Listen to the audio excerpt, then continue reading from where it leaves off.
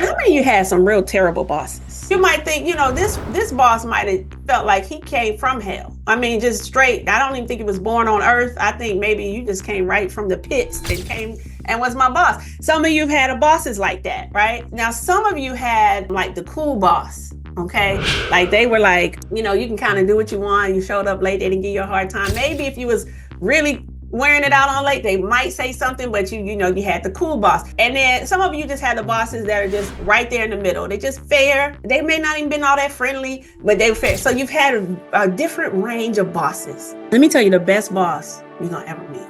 Let me tell you the best boss you're gonna ever meet. You bossing yourself as a new entrepreneur. Oh. Well, you want to come in at 1 today, even though we said we was going to do 9 a.m.? You going to come in at 1?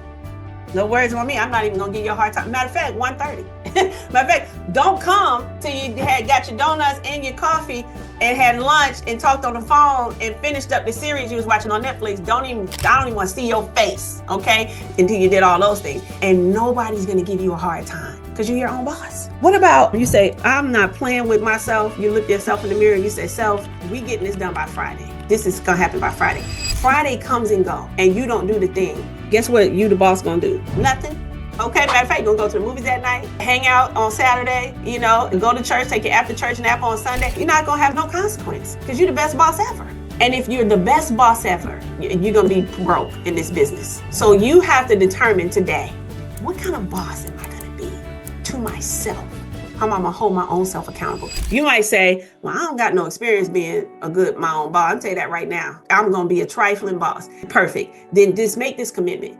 If you know you're going to be a little bit of a trifling boss, just make this commitment that as many live calls as I can attend, I'm going to come. Because by nature of just dragging your trifling boss to the live calls, you're going to become a better boss to yourself. And then that means you're going to be a better steward of your investment. And that means you're going to reap a harvest in your business because every call you show up to, you're going to be sowing a seed. And then when somebody tells you to do something on a call, you're going to sow that seed. And then when you log into the portal, you're sowing seeds. And then when you execute on what's in the portal, you're sowing seeds. And you will reap a harvest for every seed you've sown. But it only happens if you become a better boss. That's the reason why I say, I can't just teach you an entrepreneurial skill.